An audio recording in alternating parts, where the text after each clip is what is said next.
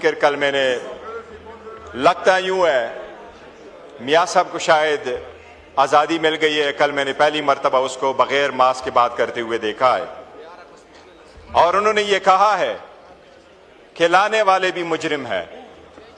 जनाब स्पीकर, मियाँ साहब से मैं इतना ही पूछूंगा कि आपने ये कहते हुए बड़ी देर नहीं की।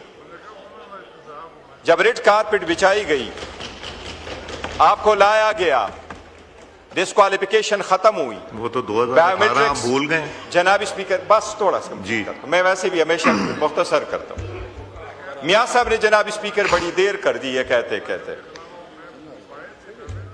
रेड कारपेट बिछाई गई, पुराने दोस्त के बारे में उसको लाया गया, बायोमेट्रिक्स करवाए गए, बगैर बेल के चले गए, बगैर बेल के इंटर हो गए, जेल नहीं गए, डिस्क्वालिफिकेशन खत्म हुई, क्वालिफिकेशन आ गई है, फिर आपको दोबारा मैंडेट दिया गया और मैंडेट 12 मरतबा आपको दिया गया। जनाब स्पीकर, मैं ईमान की बात करना चाहता हूं, मैं मियाँ साहब को तनकीद नहीं बनाना चाह रहा जी, बट मैं ये कह रहा हूं कि कुछ हम यहां सारे बैठे हुए हैं,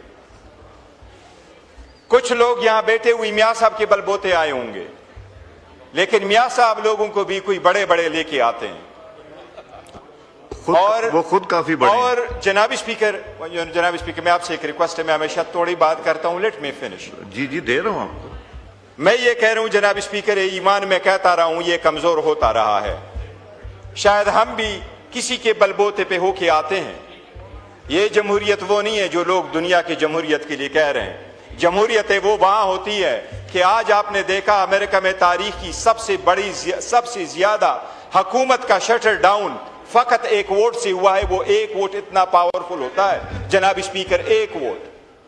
यही रीजन है कि हमारी वक्त खत्म होती जा रही है, हमारे गिरेबानों में हाथ डाला जाता है, हमारे बच्चों औरतों को उठाया जा रहा है। काकर साहब खड़े होने तो माइक नहीं दूंगा, तशरीफ रखें, जब बारी आएगी दूंगा आपको। जनाब स्पीकर, तशरीफ रखें जी। मैं ये कह रहा हूं इस ईवान के बारे में, इस ईवान में आपने 342 बंदे रखे थे।